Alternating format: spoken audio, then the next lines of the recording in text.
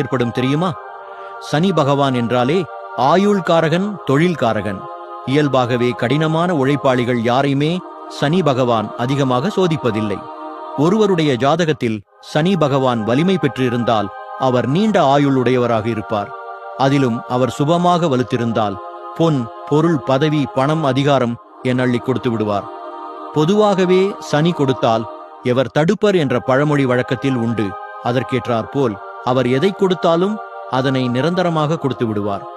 அது அதிகாரமாக இருந்தாலும் சரி, பொன் பொருளாக இருந்தாலும் சரி, கடன், நோய், வம்பு, வழக்கு எதுவாக இருந்தாலும் அவர் கொடுப்பது நிரந்தரமாக கொடுத்து விடுவார்.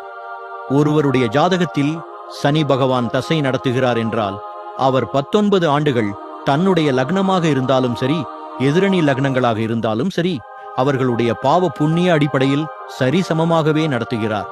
இதனை தவிர்த்து கண்டகச்சனி, அஷ்டமசனி, ஜென்மசனி, லாபசனி என 12 ராசிகளையும் தன்னுடைய ஏதோ ஒரு கட்டுப்பாட்டில் வைத்திருப்பார் சனி பகவான். நாம் சனி பகவானிடமிருந்து அதிகப்படியான நன்மைகள் பெற நாம் திருநள்ளாறு கோவிலுக்கு சென்று வழிபடுவது, சனிக்கிழமைகளில் விரதம் இருப்பது, சனிக்கிழமை கருப்பு நிற ஆடை அணிவது, காகத்திற்கு சாதம் வைப்பது என சனி பகவான் மனம் குளிரும் செயல்களால் நாம் அவரிடமிருந்து நிறைய நன்மை. சனி பகவானால் யாருக்கெல்லாம் நன்மை ஏற்படும்